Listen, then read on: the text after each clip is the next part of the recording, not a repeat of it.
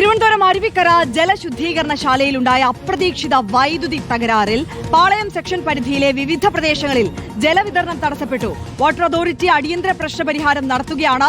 സുനിഷ അയ്യല്ലൂർ വിവരങ്ങളുമായി ചേരുകയാണ്. സുനിഷ, ഇപ്പോൾ നഗരത്തിലെ ഏതൊക്കെ മേഖലകളിൽ വെള്ളം കിട്ടാതെയുള്ള പ്രതിസന്ധിയുണ്ട്?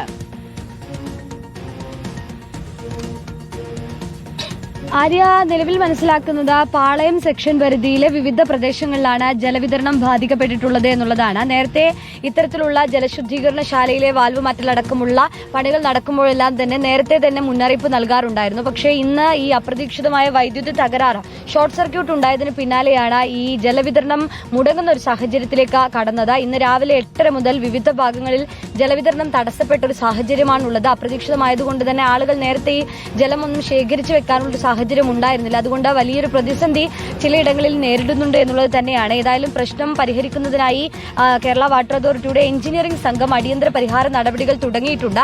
വൈകുന്നേരത്തോടുകൂടി, ഉച്ചയോടുകൂടി തന്നെ പരമാവധി പ്രശ്നം പരിഹരിച്ചുകൊണ്ട് പൂർണ്ണമായും ജലവിതരണം സുഗമമായി നടത്തുന്ന തരത്തിലേക്ക് മാറ്റുമെന്നുള്ളതാണ് ഇപ്പോൾ വാട്ടർ അതോറിറ്റി അറിയിച്ചിരിക്കുന്നത്. ഏതായാലും അവരുടെ പ്രവർത്തനം ഒരു ഭാഗത്ത് നടക്കുകയാണ്. നിലവിൽ ഇപ്പോൾ പാളയം സെക്ഷനിലെ ചിലയിടങ്ങളിലാണ്, ചില പ്രദേശങ്ങളിലാണ് കുടിവെള്ളം മുടങ്ങിയിരിക്കുന്നത്. ആര്യ, ഓക്കെ സുനിഷ, അപ്രതീക്ഷിതമായാണ് പാളയം സെക്ഷനിലെ ജലവിതരണം തടസ്സപ്പെട്ടിരിക്കുന്നത്. അത് എത്രയും പെട്ടെന്ന് പരിഹരിക്കാനുള്ള നടപടിക്രമങ്ങൾ പുരോഗമിക്കുകയാണ്. സുനിഷ അയ്യല്ലൂരാണ് വിശദാംശങ്ങൾ നൽകിയത്.